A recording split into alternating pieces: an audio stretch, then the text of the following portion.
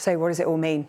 Here's the man that can tell us, our economics and data editor, Ed Conway, who's been tracking this fervently.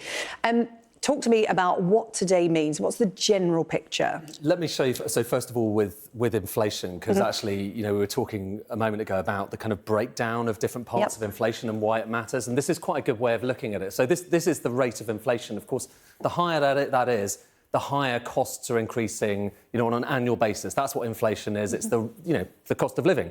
And so that's been going up really fast.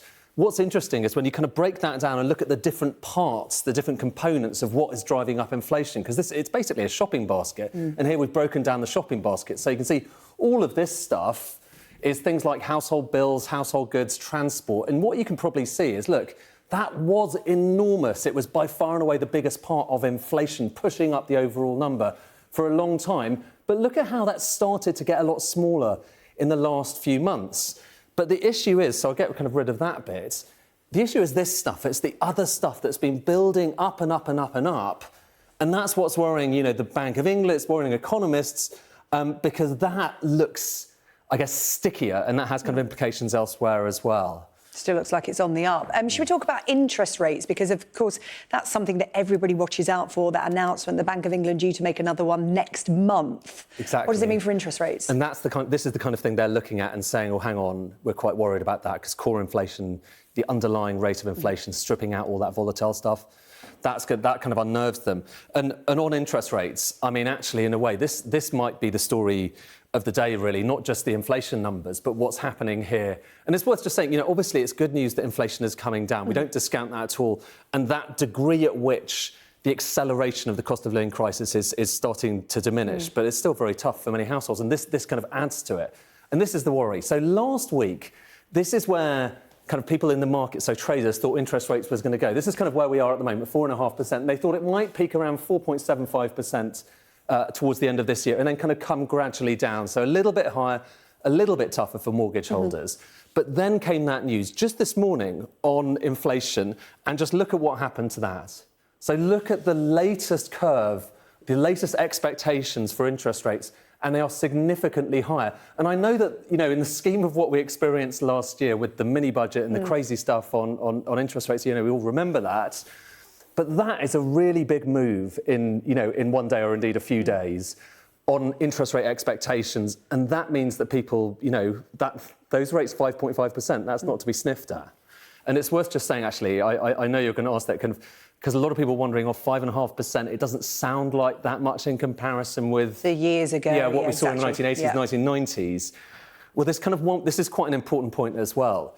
So, yeah, if you look just at the official bank rate, this is going all the way back to the 60s, just so we can make that point. And, yeah, it's certainly true that that's rates at 4.5%, that's rates at 5.5%, even at 5.5%. It's the highest since 2008. OK, well, that's high, but it's not necessarily anything like what you saw over here. Look, kind of 14, 15% or so. But here's the thing. Back then, people didn't have quite as big mortgages, quite as much debt as they do now. Back then, they had slightly higher incomes in relation to their mortgage repayments than they do now. And when you kind of adjust for that, so adjusting for the higher debt load, adjusting for all of these other factors, you get a kind of different line here, this red line. And this is the one that I want to focus on here, OK? So I'm going to just kind of zoom onto that red line, and it's the same thing, but we're just kind of like zooming into it. This is that same thing. Interest rates adjusted for repayment pressures, OK? And that's kind of where we are, not long ago. That is 4.5%, the highest since 2005, OK? So pretty high. If you get up to 5.5%, just look, 5.5%, when you adjust for all of those changes in the nature of our mortgages, that's the highest that we've seen since 1991, since this enormous spike, which was the kind of post-Lawson mortgage crunch. You know, that was basically what contributed to the worst housing crash we've ever seen in this country.